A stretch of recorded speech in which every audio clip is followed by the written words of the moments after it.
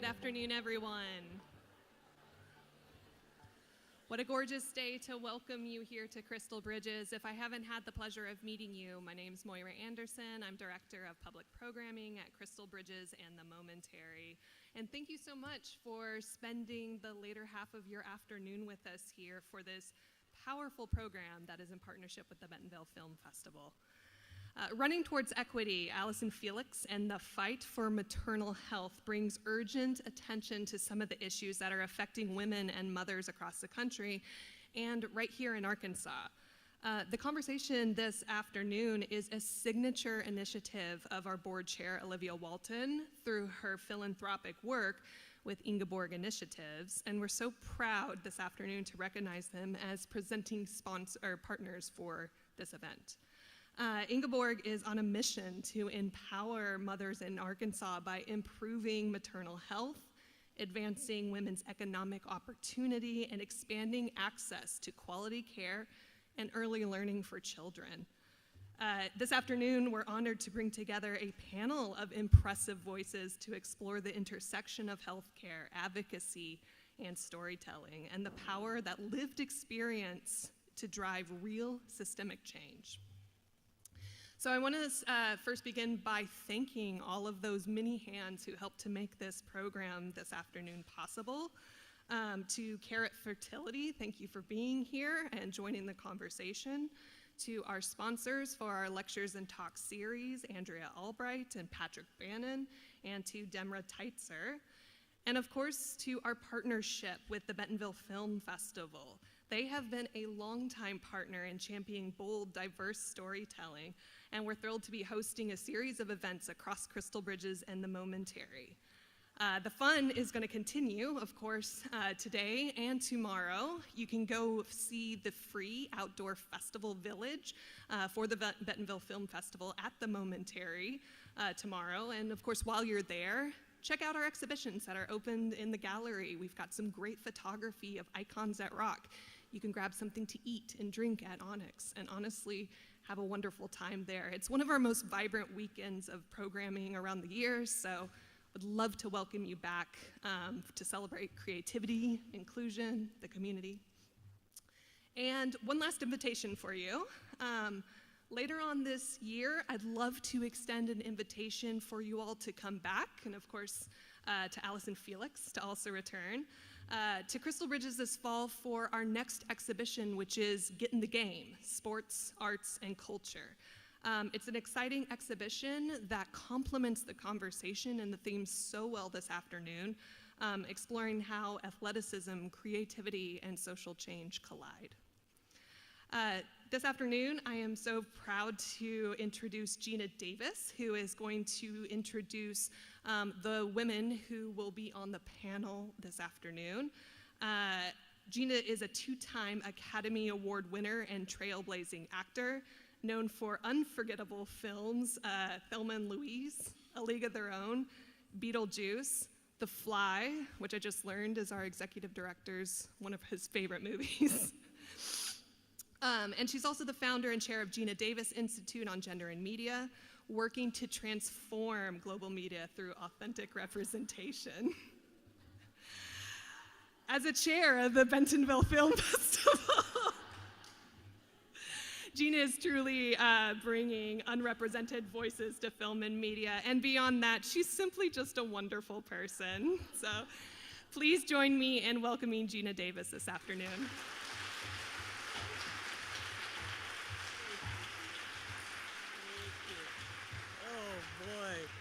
I can't take that. I can't live up to that. Hi, everybody.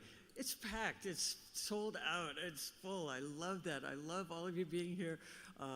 And we are so thrilled to be having our 11th year in Bentonville, our 11th year of the festival. It's very exciting, and we're very thrilled to be able to host this incredible panel that spotlights maternal health, which is obviously an issue that's important to all of us and of national importance. So the women who are going to be speaking with you today on this panel are not only leaders in their field, but they are very bold advocates for change. So I'm sure they will have a lot of important things to share with us.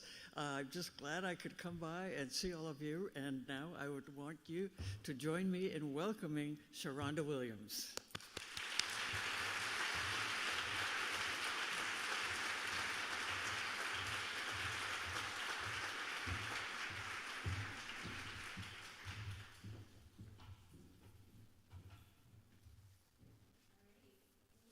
Presentation started.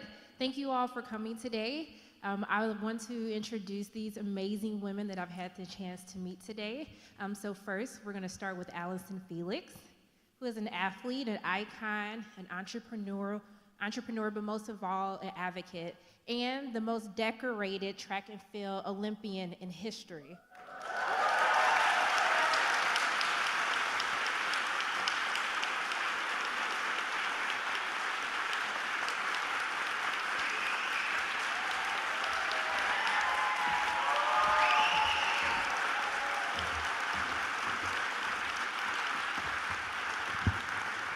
Next up, we have esteemed nurse midwife and maternal health expert, Kara Osborne.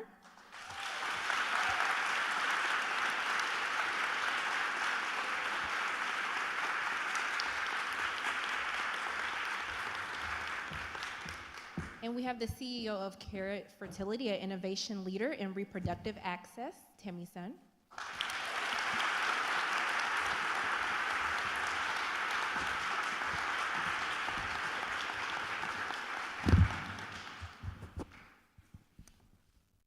So Allyson, I'll start with you. I had the chance to watch She Runs the World. I got a couple cries out at the end. I thought that your story was so powerful, but most of all, it was so personal. And I really wanted you to talk about why it was so important to share this documentary with everyone now. Yeah, well, it's so good to be here in Bentonville. Thank you for having us. It's my first time here, and it's very clear that this is a very special place, so I'm very happy to be with you guys. For me, it was really important to share this story because I did not know the crisis that was happening around maternal health. I think I had heard statistics, here and there, but going through my own experience, giving birth to my daughter, it just opened my eyes. And I felt like if I did not know, then so many of my friends, so many other women also didn't know. So I think any time there's an opportunity to share awareness, it's important. But also for me, who I think I definitely took my health for granted and also had some of the best healthcare in the world. And this is an issue that does not discriminate. And so I think it was really important to highlight that. Kara, you've been deeply entrenched into the maternal health care system. I want to know if there was a moment or a story that really helped you realize how truly broken the healthcare system is. So I was all signed up and ready to go to medical school as a 20-year-old kid, and was sent to go do a shadowing experience. So shout out to everybody who arranges shadowing experiences for kids. And the clinic that I was assigned to was run by nurse midwives, and it was an adolescent clinic. So these were all teen moms. And we were lucky to have that clinic in Lexington, Kentucky, where I was training. But those women were facing real issues. And now we call those social determinants of health, although in our current climate, maybe we don't. But we used to call those social determinants of health. And the physician that I was working with was a great guy and very knowledgeable, but he didn't know anything about what these girls were really facing. And the midwives did. And so that was sort of a huge eye-opener for me in terms of how desperately underserved folks were, and that as a midwife, I would have an opportunity to look at those broader issues that were affecting maternal health, not just the medicine of it. Tammy, it's interesting because you come from a tech and policy lens. I want you to talk about starting care at fertility and really using that background to really help the healthcare industry with maternal health. Yeah, thank you. I am thrilled to be here. I moved here from San Francisco coming on 5 years ago.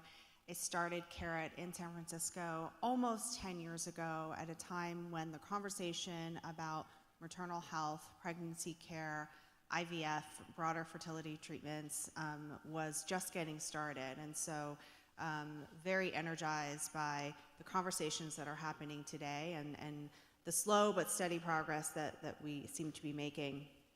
So at Carrot, we provide all types of care from preconception through maternity, postpartum, IVF, through our newly launched a few years ago menopause, perimenopause, and menopause product.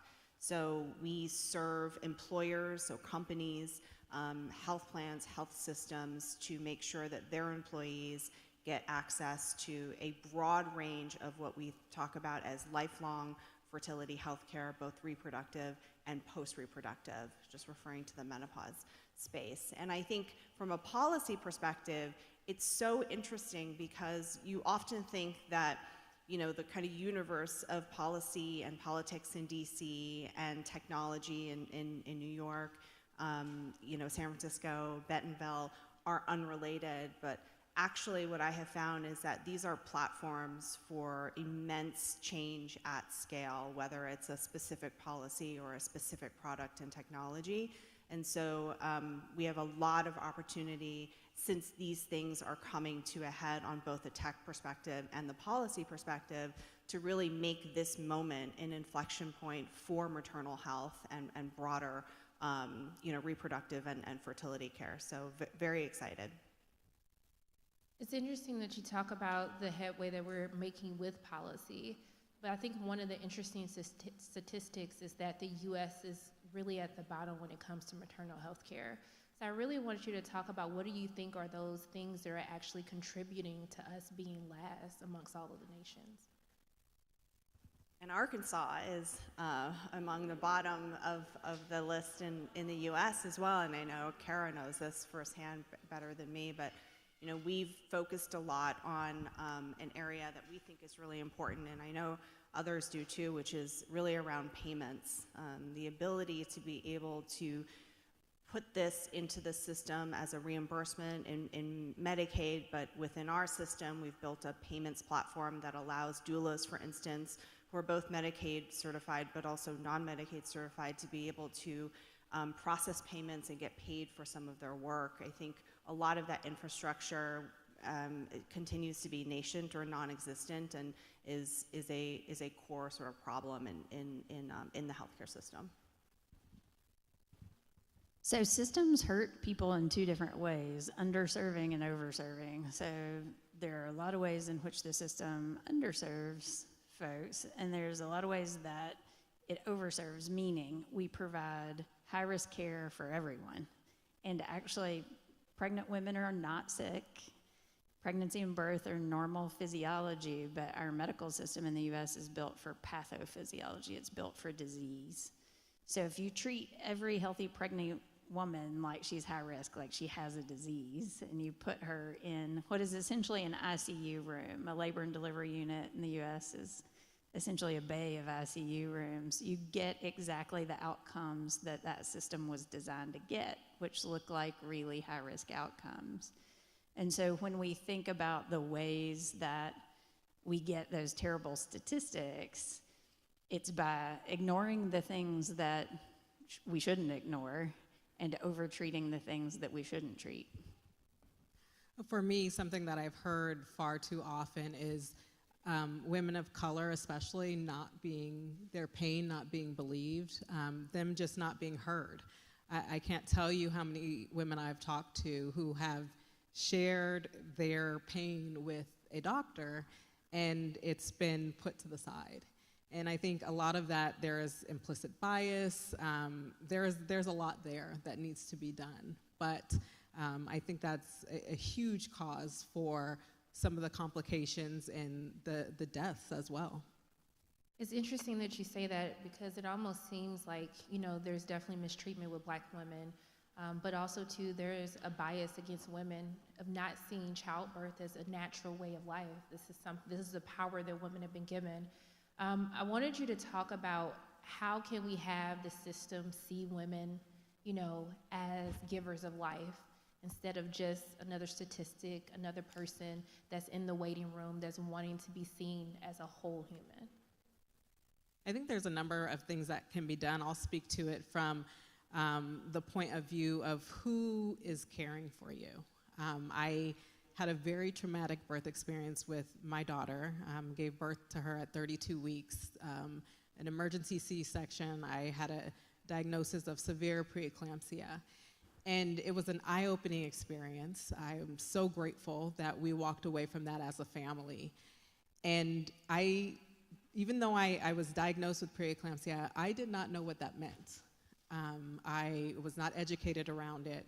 And so when I was told that I had that, it was terrifying. I didn't know what it would for me, for my baby, and I was thrust into that. And after coming out of that situation, I educated myself. I did everything I could to learn. About a little over a year ago, I gave birth to my son, and I had a completely different experience.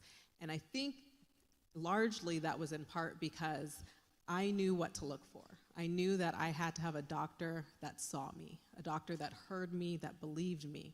I also had a doula who was there to support me, to advocate for me, to educate me, and I had a midwife as well. And that is very rare, to be able to have all of those people in the same room.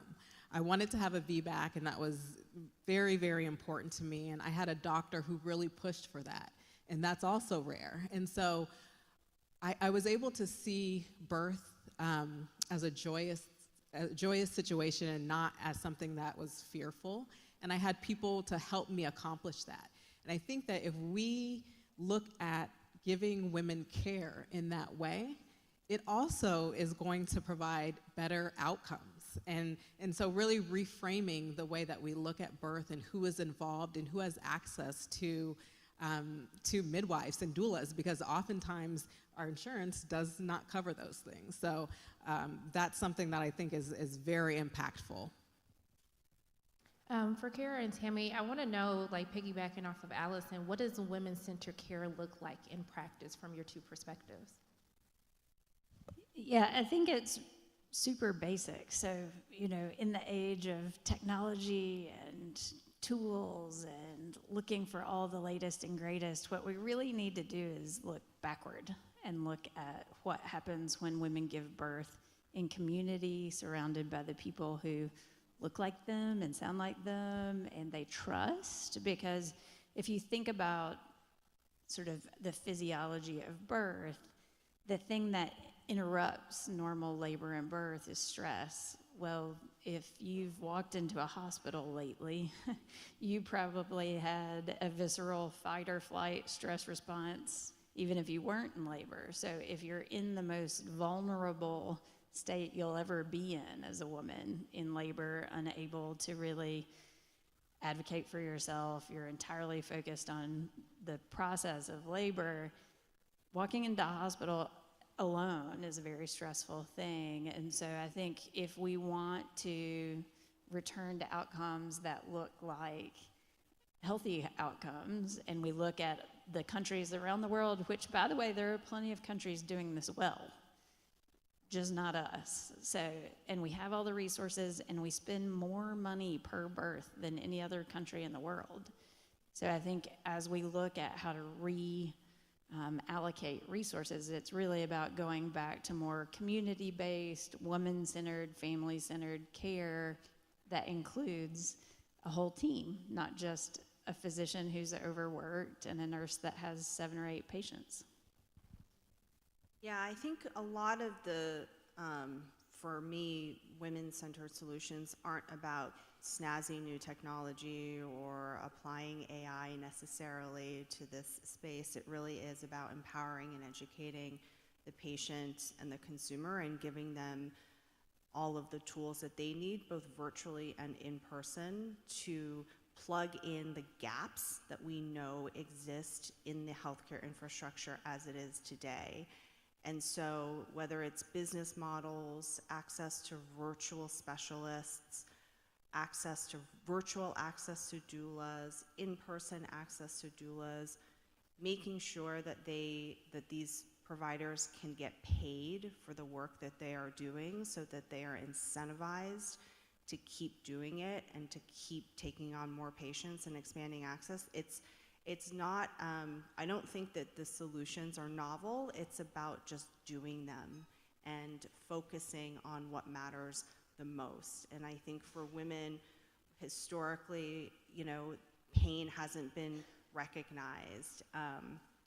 You know, the experiences of women in the clinical setting, in clinical research, has been ignored for many, many decades. And so just making progress on that front, I think, will be a huge step forward. And again, these aren't novel things that we're talking about. These are known solutions that just have to be curated correctly and invested in. But what would you say about even just helping inform even women? A lot of people don't know that they can, you know, look for a midwife or look for a doula. Like, how do we make sure that we're connecting women who are expecting or women who are thinking about their reproductive health? How can we make sure that we're connecting them to all of the resources to see the full picture of what's available to them than outside of just going to a hospital or a doctor? I mean, from our perspective at Carrot, you know, most people, more than half of 170 some odd million people in this country, get their health care, get their benefits through their jobs. And so when we think about employer-sponsored benefits, health plan-sponsored and health plan-delivered benefits, we're really thinking about making sure that we bring maternal benefits, maternal health, fertility care, into what is considered a fundamental part of benefits and healthcare at work. And I think that evolution of being able to talk about these issues at work is a good step forward in, you know, making sure that women are aware that these tools and these resources are acceptable, creating cultural space for us to be able to have these conversations in public, at work, among colleagues, among friends. I mean, when I started the company almost 10 years ago, this was not a conversation that could have happened. There was still a ton of stigma on maternal health, on IVF, on infertility, on menopause. And so I think, you know, engaging the private sector and engaging employers and plan sponsors to elevate the issue of maternal health and making sure that they're talking about it as a business imperative is an aspect that I think has been important. I think also just talking to each other. Talk to your sister, daughter, auntie, you know, the women around you. One of the most fun things that we've done in the past year is we started a doula training program in the high school here in Bentonville as a part of something called the Ignite program to just expose people to that option, both for employment, but also just the concept of talking about labor and birth and pregnancy to a bunch of 14 and 15-year-olds. In the world, in the rest of the world, it's very unusual for you to get pregnant and go into labor without having seen a baby born, because it still happens in community. So you've attended other births. It's terrifying when you don't know what it looks like, but if you've been seeing babies born since you were a little girl, it's not, right? So talk to your kids, you know, watch the birth videos. I think just demystifying the entire experience is a good place to start. And then in terms of the, you know, available care team, we also have to do the workforce development part, because there's no use talking about doulas and midwives if there aren't any where you are, you know? So you can ask for a midwife all day long in the state of Arkansas, but there's about 4 of us, you know? So it's not gonna get you very far to say, I wanna see a midwife. There have to be some. So it really starts all the way back in sort of thinking about career options and then educational planning. We have a new nurse midwifery program opening in the nursing school here in Arkansas this year. So we've never even trained midwives in Arkansas before, and now we're going to. So that's pretty exciting. But it really takes looking at the system as a whole and not just an individual piece or part of the system.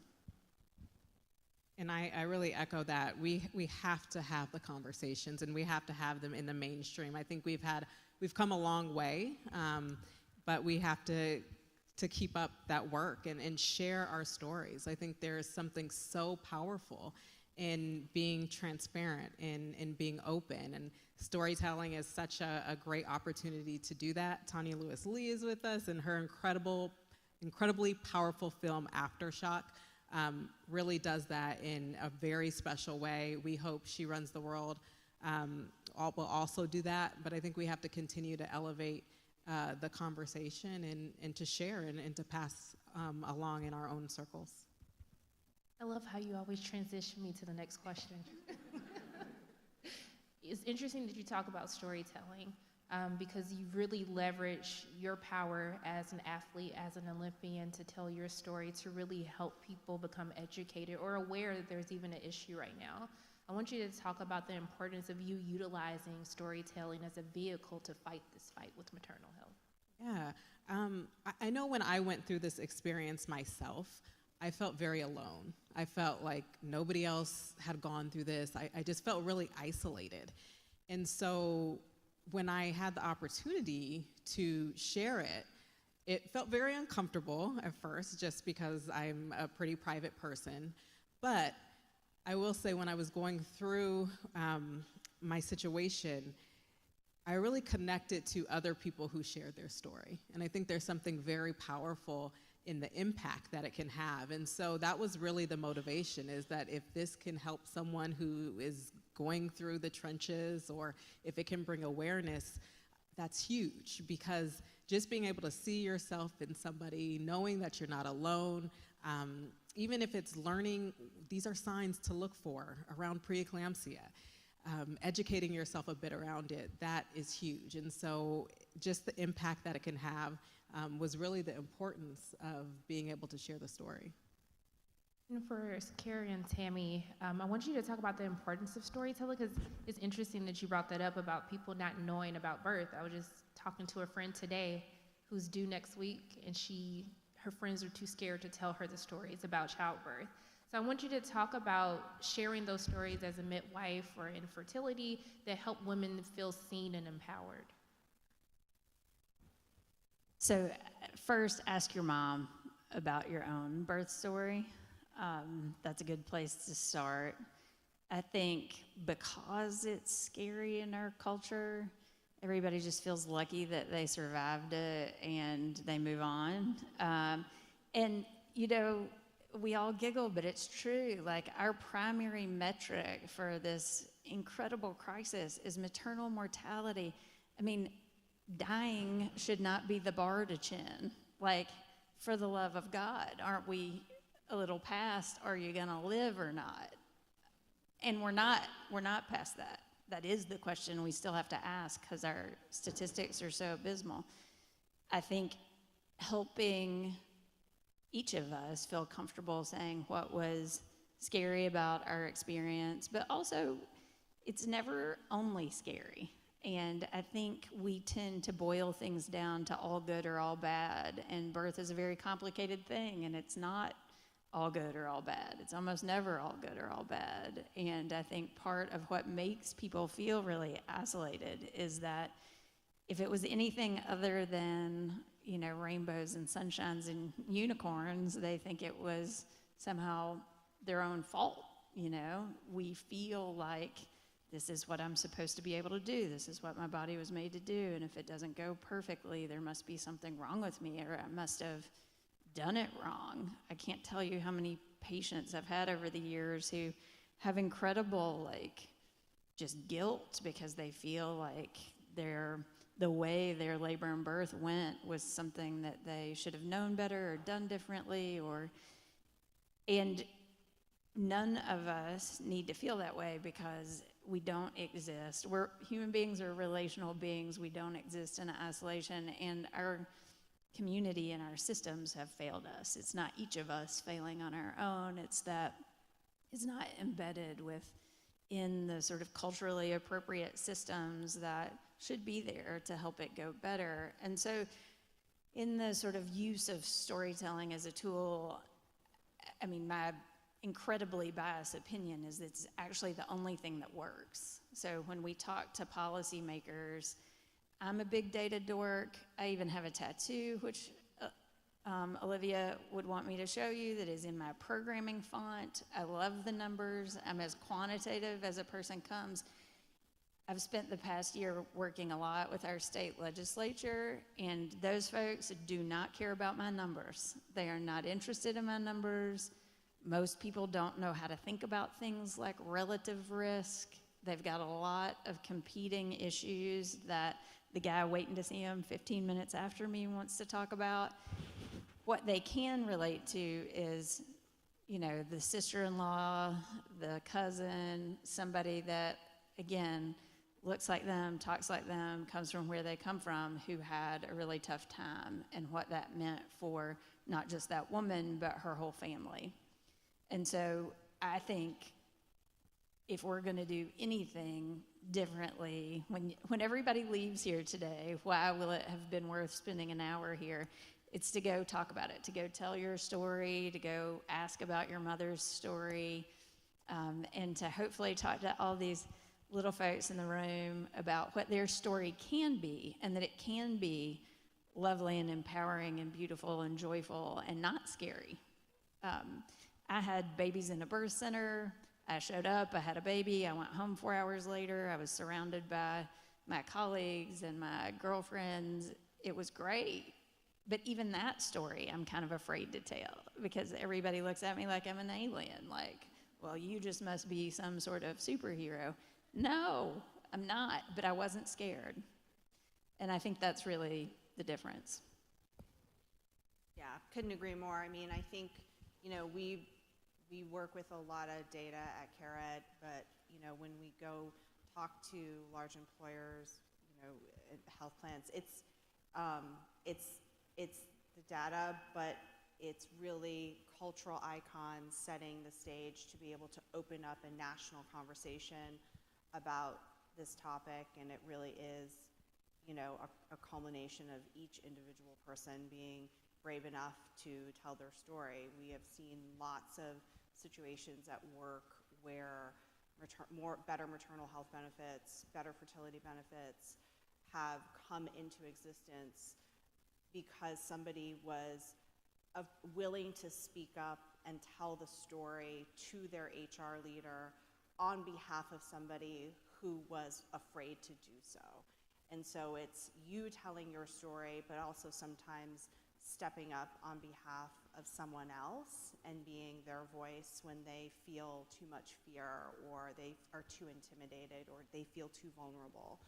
And so we have really seen in the growth of not just our company and our business, but the broader world, a growth in data sets and more data-driven decision-making, but nothing beats the power of telling a really compelling story to change hearts and minds, and particularly as policy becomes more prevalent in this space, whether it's IVF or maternity care. We are you know, very, very cognizant of how important it is to bring that data to life through real human interactions and human storytelling. So, and particularly with regards to the film festival, that's why things like this and your film, Aftershock, so important in bringing this issue to the front of people's minds. You know, I love that this always starts as a personal connection, a personal story that's happened to someone or someone that they love. But then there comes a moment when you realize that there has to be change, that it has to become political, and that policies need to change from a societal standpoint, from corporations, but also from a government standpoint. I want to know, what was that moment for you when you realized this was no longer personal, that you had to become political about this?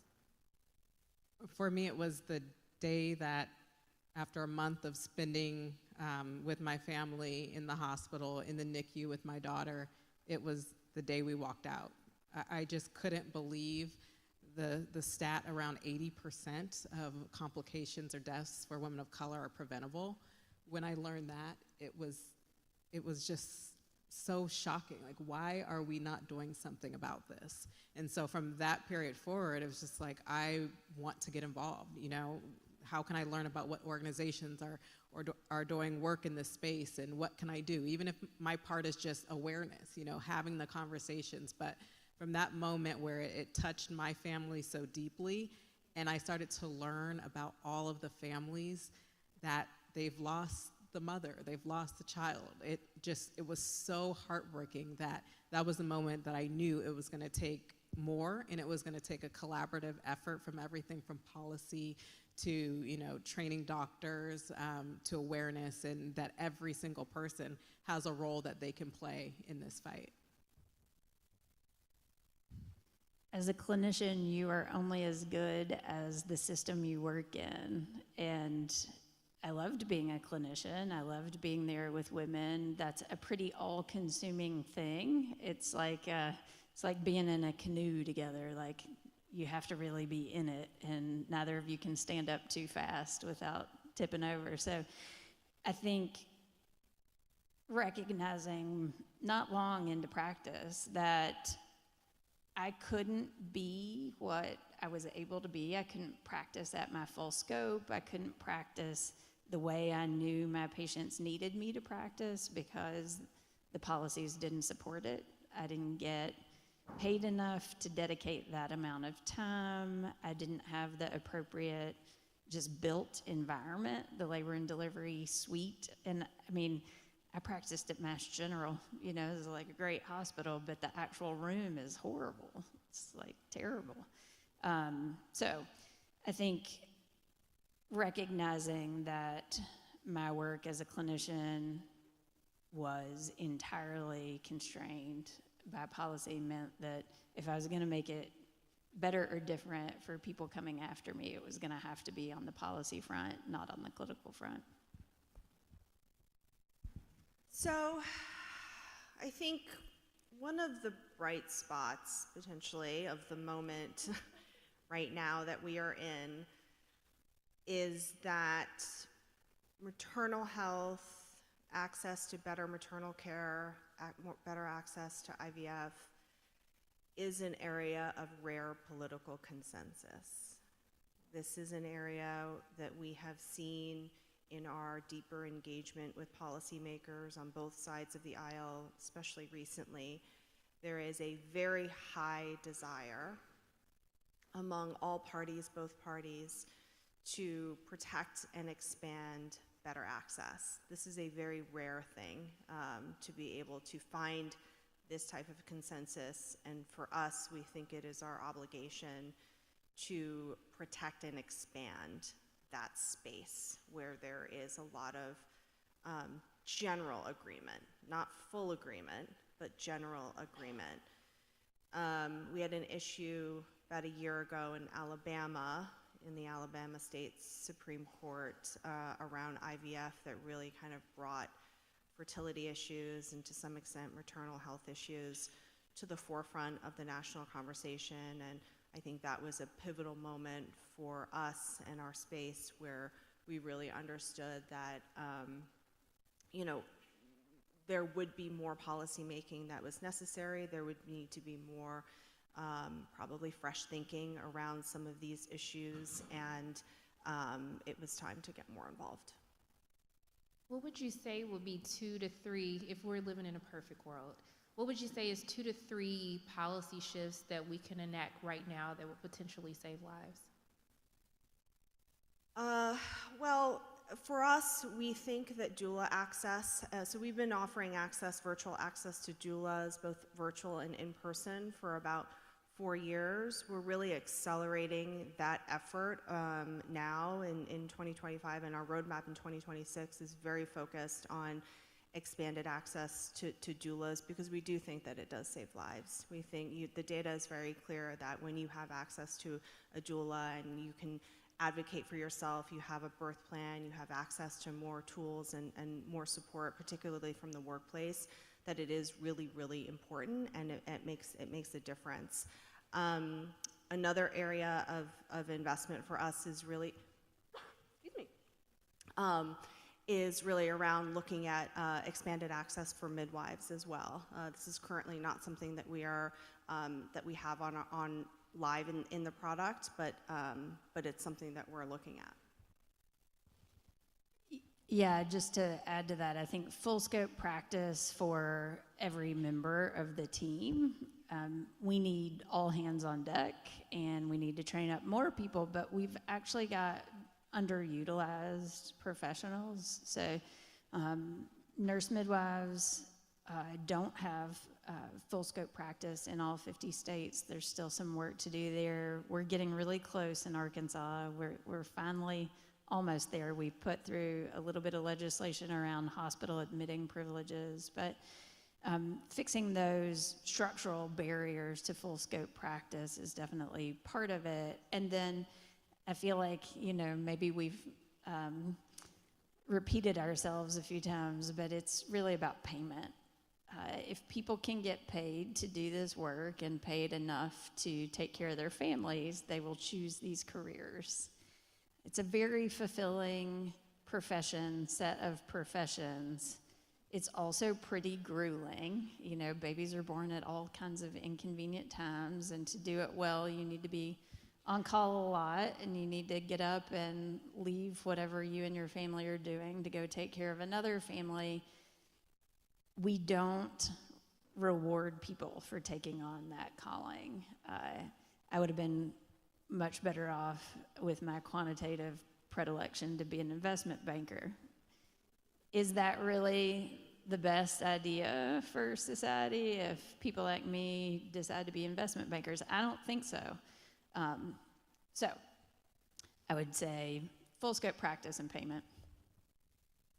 I think I would just wrap up with, we've been trying to have the Omnibus Act be passed for quite some time, which a number of different things fall under that, but implicit bias training, more research, and all of these things that will essentially help families and mothers to have better outcomes.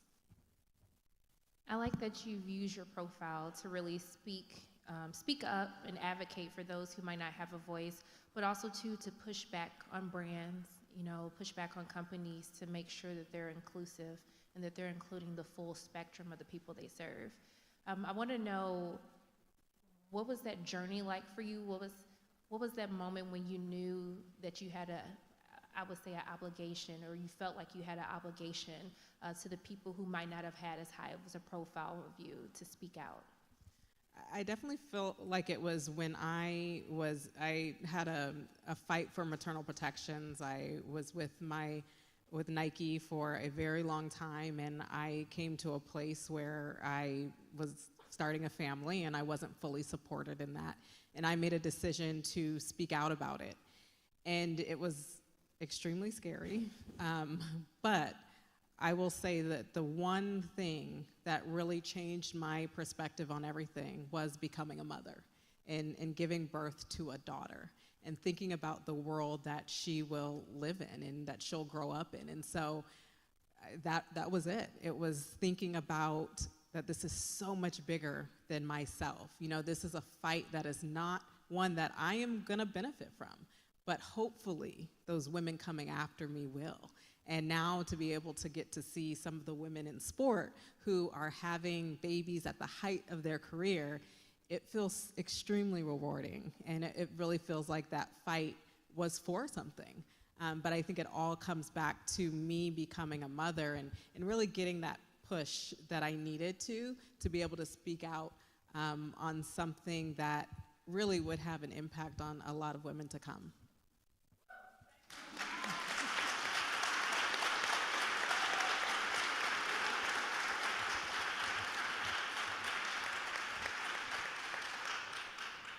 But how do we get others excited? You know, we live in a society where everyone is like, how does it affect me? You know, how does someone having a kid affect me? What does maternal health care look like? How does that resonate with me? You know, what would you say to people who want to join the fight, who might not feel like they have experience enough to join it? What will be that thing that you would say to them to really help ignite them, but also to ignite others who might not know that this is something worth fighting for? I guess I would say I've been there. I've been that person who doesn't know where to start, who doesn't know anything about the problem, but we've all been touched by this crisis. We all know someone who's had a difficult pregnancy. Unfortunately, I know far too many women. I've had friends who have lost their lives. Just recently, some years ago, my teammate Tori Bowie died in childbirth. And someone asked me, when will we know when things are getting better? And my answer, my response was, well, when my friends stop dying when they're giving birth.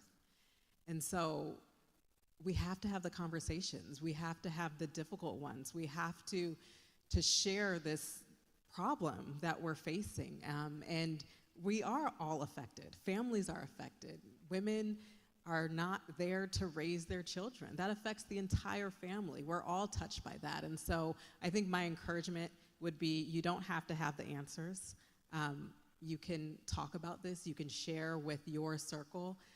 There are incredible organizations who are doing work in this space, who have been doing so for a very long time. You can support them. You can volunteer. You can just start really, really small. You can educate yourself. So I think there's a place for every single person to get involved, even if that's just passing along the message. I think it's particularly important to not make maternal health a women's issue that only women need to fuss and fight about. All the men in the room got here somehow, and The same way. that's right. It's not, so in my public health training, maternal health indicators, things like maternal mortality, are not just used for the science of tracking women's health. They're used as indicators for the health of a country. So I had a stint at the WHO, and one of the ways you look at like the level of development of a country is maternal mortality, and by that measure the US is very underdeveloped. And why is it? Well, it's because we just haven't put much value in maternal health, and it won't happen, I know, because I've been working on it a long time, if the men aren't involved too. So I used to work with this guy, Chris Morris. He's a doctor in North Carolina. He was my medical director for a birth center I ran there. And I said, I'm not going to any meetings anymore unless you come too, because I am incredibly well educated and a mother myself, and nobody in that room is going to listen to me if you don't come. And that's just the reality of the situation. We were talking to hospital CEOs. And so for those of you, for the men who are willing, go first. Be the one who signs up for the Every Mother Counts race, you know. Be the one who says, keeping the women in my life alive. I mean, alive. Not like happy or like feeling good about things, like just not dead is important enough to me to like run 5 miles. You know, it's an easy, Every Mother Counts is an organization started by a friend of ours, Christy Turlington Burns, after her own incredibly tough labor and birth, and it's a super easy on-ramp to get involved in the issue. They started running road races because in a lot of places in the world, women have to walk pretty far or walk even the entire length of a marathon at the time that she started this, to get maternal health care, to get access to care. And so that very concrete, very tangible way of providing support has raised a ton of money for EMC's work. So I'd encourage everybody to go look it up and think about running a race. I was going to say something similar. I think, you know, women's health is human health. It's community health, it's population health, it is men's health as well. And so I think it doesn't, we don't get all the way there if it's only women advocating for women, which is important, but I think it's not enough. You know, when we look at the infertility stats, even, you know, half of all infertility is male factor caused and related infertility. And so we're all in this together. Women's health has been disproportionately underinvested in for many, many years, many, many decades. So it is important to center that and to catch up. But you know, the male voice in women's health is something that I hope we can elevate even more in the next few years.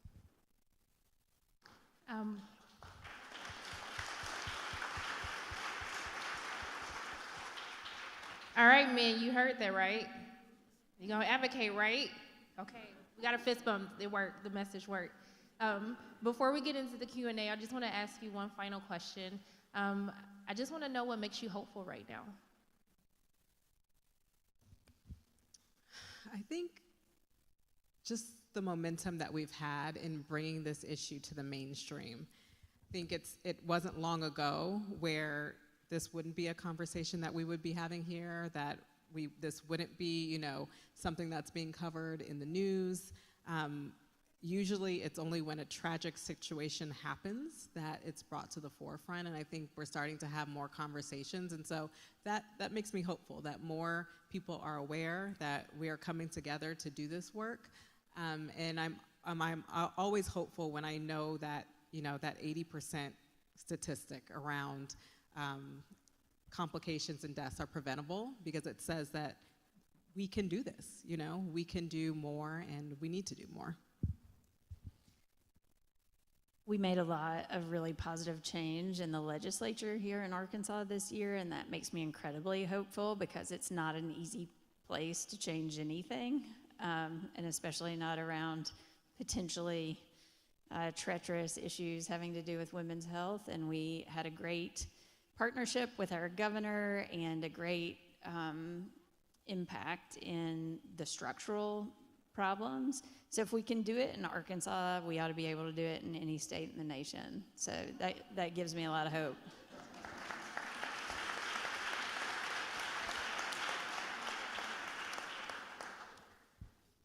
You know, information is so easily accessible now.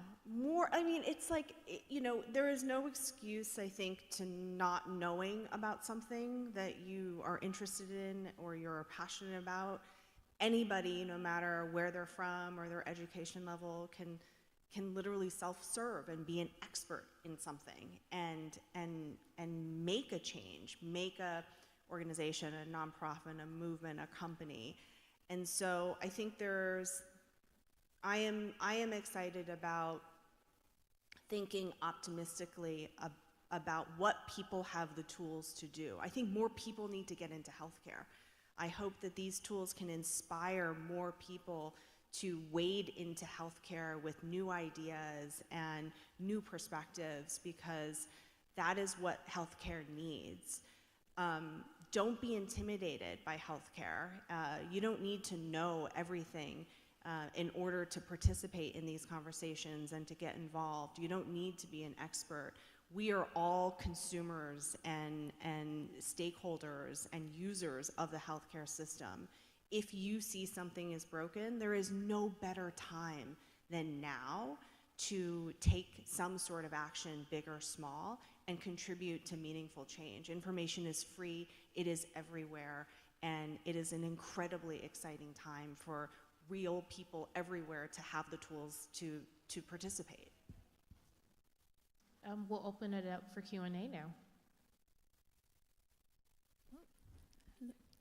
Thank you. So we only have time for one question, but the good news is,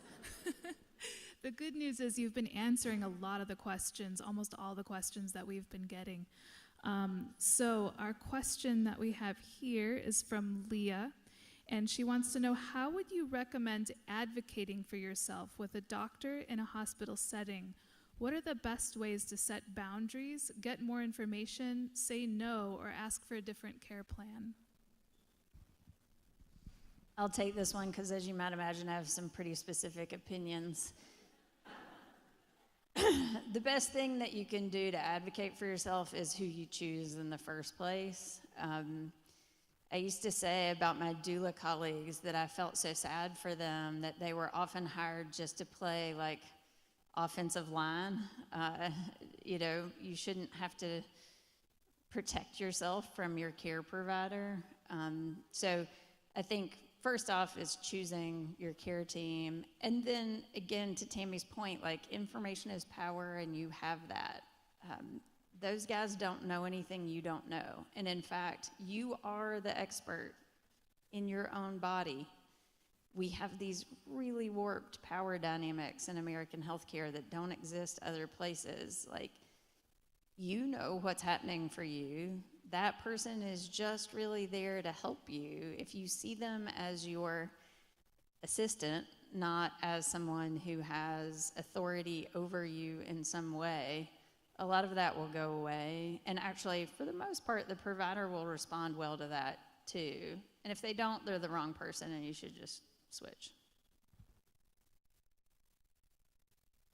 I was trying to give it a moment for another question, but it's okay. It didn't work. Look, I want to thank all of you. Just thank you for the work that you do. Thank you for fighting for us.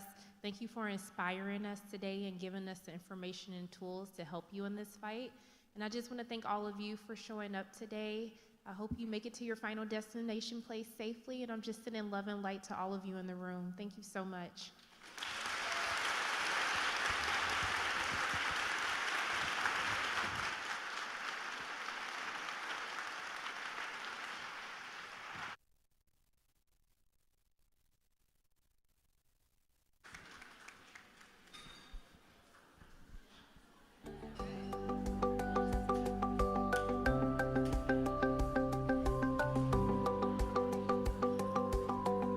Thank you so much, everyone. As you're leaving, I'm making a quick announcement.